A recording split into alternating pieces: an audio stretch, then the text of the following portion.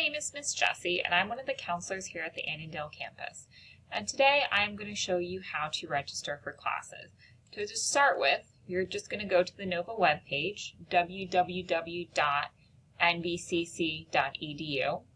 Now I'm going to assume that you've already applied to NOVA, you've taken your placement tests or shown someone your transcripts, and you already know what classes you need to take. To register, you're going to click on My NOVA, and then you're going to click on My NOVA again. And this is what the web page is going to look like.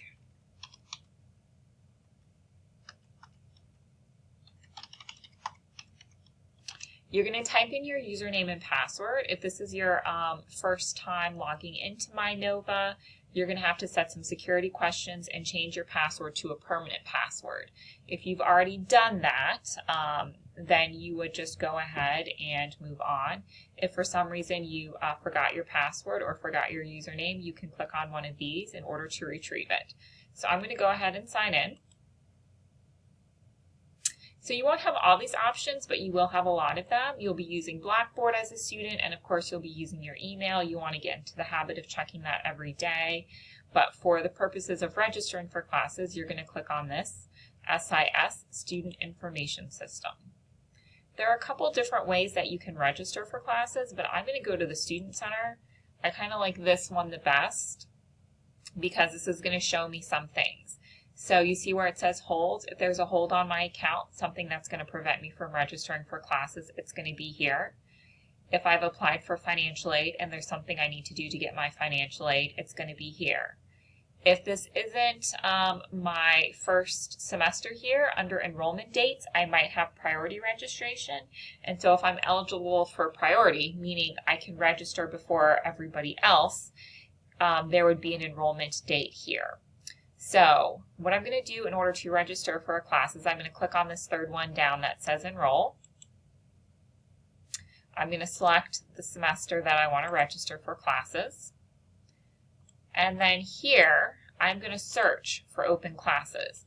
So here you would type in the subject. So if I was looking for an English class, I would type in ENG. I would not type in English.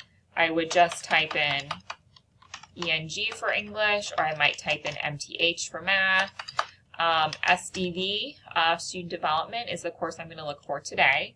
So I'm going to type in SDV there, and I'm going to type in the number here where it says course number. So if it was English 111, you would type in ENG here and 111 here. I'm going to select a campus. If you're open to any campus, you can leave that blank, but I want to keep all my classes at Annandale, so I'm just going to select the Annandale campus, and then I'm going to search. So I'm going to say OK. Okay, so this is going to show me all of the different classes that NOVA has. When it says TBA under day and time and room, that means it's going to be an online class. And then down here, I can see that this is a Monday class that meets from 10 a.m. to 10:50.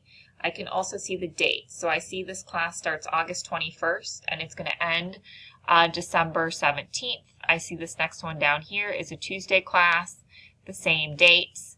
If I keep scrolling down, I can see that there are also some other classes. There's a first 8-week class, and I can see those meeting dates are a little bit different. And I can also see if I keep scrolling, let's see, is there a second 8-week? Yes, I can also see a second 8-week, and I can see the dates there. So a second 8-week one is going to start a little bit later, but it ends at the same time. So if it's an 8-week class, everything is going to be twice as fast. So let's say I want to do this Tuesday 9 a.m. to 10:15. I'm going to hit select.